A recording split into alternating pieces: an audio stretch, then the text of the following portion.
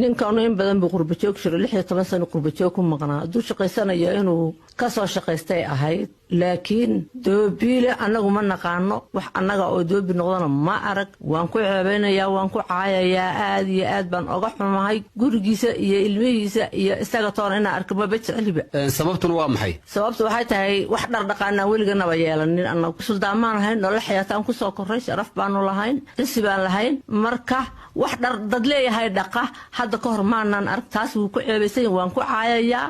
waan kaga cararayaa intaan ku soo baxay meesha uu joogayaan geeska mara xagga ay naga mariyaan laynagu arkin meesha shaqaale leedahay dad baa ka shaqeynaya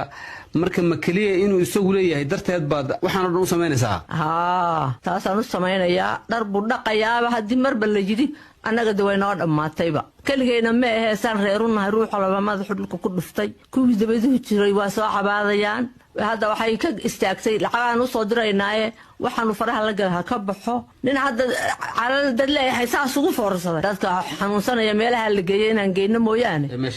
ده تكسير ما هذا الحنوس اللي جايو. هاتن وحن لفدي هند شكري أو صديق حاس كيسة إسلام كان عن لدع سنين سيدا ليش جاي أرنتن دو بيلها صديق كل دقيقة هذا بقول الصديق ورقتها بل صديق إيو أرنتن بيل كينو كسر صاروا. حنورك قف وارن إنه يهي كمان فرح سني هي تابيل كاميرا ما نقولي هاي قشقين دو بيل ويجا قادم ويا محقرات وان قشقين يا بي ما دام ويجا قادم ويا كانوا جي ويا صديق قف وارن بنا قسم روان أنكو جي waayo maxaan ku dhahay toy ka geenaashaha baan kula socdaa xitaa dadka qaraabadu markuu dhoo ninkaagu muxuu ka shaqeeyaa waan qariyaa dukaan buu haystaa waan dhaha anoo maxaan ku dhahay tay diidaya inaan dhaho doobiilu ka shaqeeyaa laakiin dad badan waxay aaminsan yihiin arintani arin wanaagsan inay tahay lacagna laga heli karo taas kuma muuqato miya may ima muuqato aniga xitaa haduu lacag ka helo ima muuqato inuu sharaftiisa ku diirayo bay ila tahay isaga baan maxaan ku dhahay de magaciisu raacayaayo doobiil uu ninka ka shaqeeyaaba leeyahay ama dhaqa isaga ama dhaqan soo laga yaabo inuu dharkii xajfuujinaynin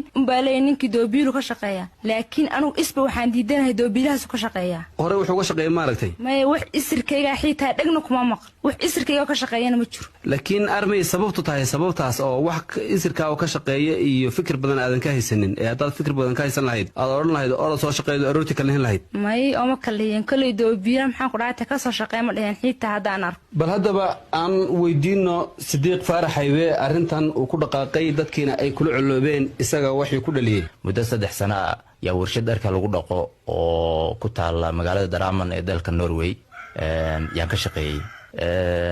kullay mashiinadii iyo qalabkii iyo dadweynaha naga hormartay bay ahayd laakiin waxaan halka ka soo ogaaday dhardhaqistu inay wax lacag badan tahay mid kale anigu waxaan aaminsanahay sideedaba waxa aniga shaqo iga celin kara waa kaliya inuu yahay xaraan wuxuu haduu xalaal yahay